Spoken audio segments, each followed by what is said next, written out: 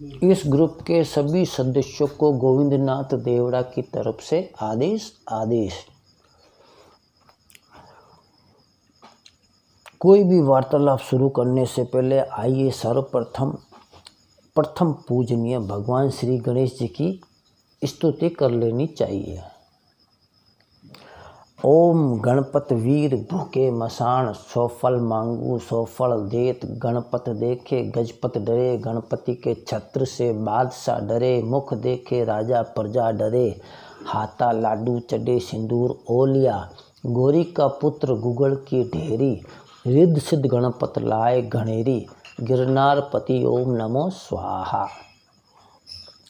पिछले वीडियो में हमने आपसे जिक्र किया था कि हमारे ही इस ग्रुप के एक सदस्य हैं चीन 2, जिन्होंने कमेंट के रूप में हमसे प्रश्न पूछा था 1 महीने पहले कि मेरी एक जिज्ञासा है, मैंने देखा है लोग 20 साल से जप कर रहे हैं, उनको एक भी मंत्र सफल नहीं होता, सिद्ध नहीं होता, जबकि उनके गुरु भी हैं।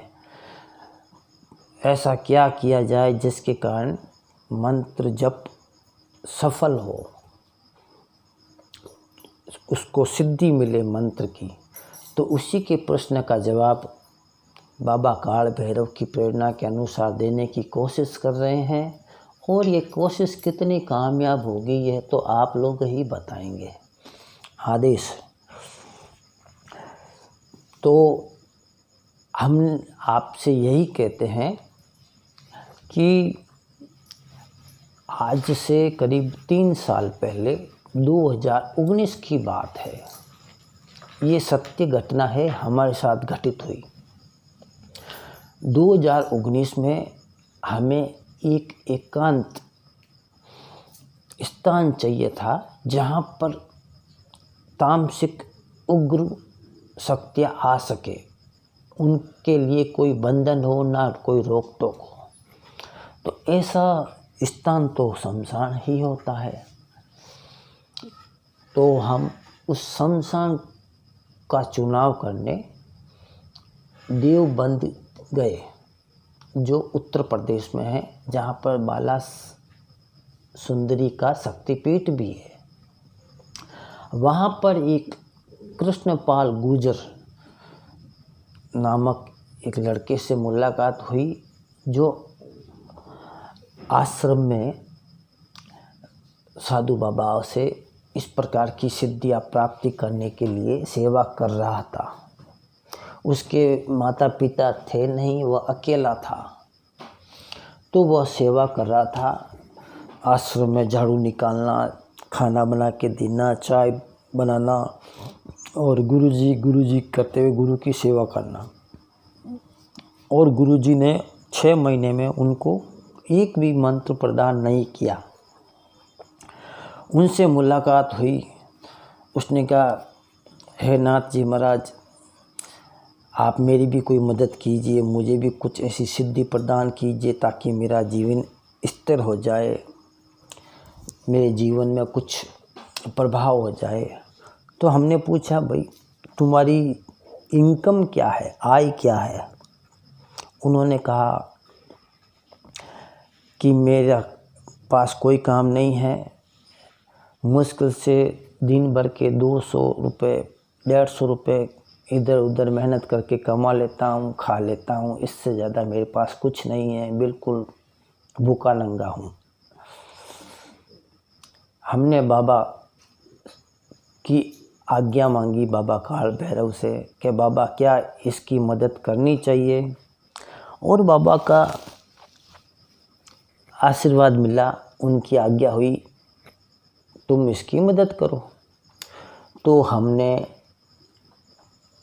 उसको अपनी तरफ से आसन, माला, गोमुखी इत्यादि दी और कहा कि भाई मैं अनुष्ठान कर रहा हूँ, इस अनुष्ठान में तुझे मेरी सेवा करनी पड़ेगी, सेवा करोगे तो मेवा मिलेगा, और हो सकता है कोई सिद्धि भी मिल जाए, वह आपकी किस्मत, मगर फ़ायदा ज़रूर होगा। उसके बाद वह 30 दिन तक हमारे साथ रहा। इन 30 दिनों में हम करीब 10 दिनों तक इधर उधर एक निर्जन एकांत में शमशान का चुनाव करने लगे। काफ़ी जगह घूमे भी थे। एक जगह हम गए जो गुजरात में ही थी और एकांत में थी, जहाँ पर आदिवासी लोग रहते थे। आदिवासी लोग आम इंसानों को जंगल में आने नहीं देते, वो किसी तरह परेशान करते या मार देते। हमारे साथ तो बाबा भैरवनाथ जी की कृपा थी। हम वहाँ पर गए किसी माध्यम से और उन आदिवासियों को संतुष्ट किया, खुश किया। उन्होंने हमें परमिशन दे दी कि आप यहाँ पर रहकर अपना पूजा पाठ कर सकते हो, आपको कोई परेशान नहीं करेगा। तब हमने वहाँ पर एक अनुष्ठान किया जो श्राद्ध की अमावस्या के बाद जो नवरात्रि शुरू होती है, जिसे आश्विन नवरात्रि भी कहते हैं। शरद पूर्णिमा से जो पहले आती है बड़ी नवरात्रि, उस नवरात्रि में हमने अपने बाबा के निर्मित अनुष्ठान आरंभ किया और श्रद्धापूर्वक बाबा की आज्ञा से उस कृष्णपाल गुजर को, बड़ गुजर को मंत्र दिया, उसको बैठने का, जप करने का, जो भी है आसन वगैरह समझाया।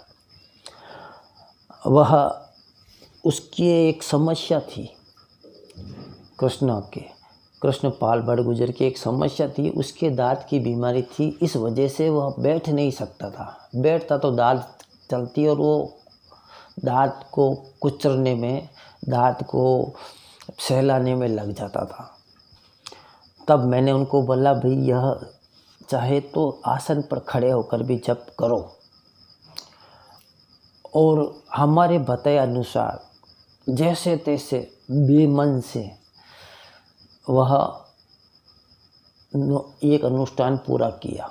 जैसे तैसे एक अनुष्ठान का अर्थ होता है 1,11,111 बार मंत्र को जपना, वह भी 9 दिन में।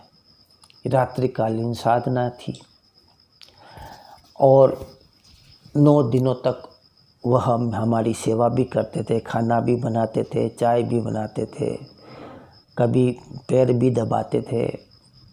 मगर उसमें एक आदत बुरी भी थी। जैसे जैसे वो हमारे साथ में रहने लगा, बाबा की कृपा से हमारे किसी मिलने वाले ने उसको फ़ोन दे दिया, सैमसंग का। किसी ने उस नंबर पर रिचार्ज करवा के सिम दे दी।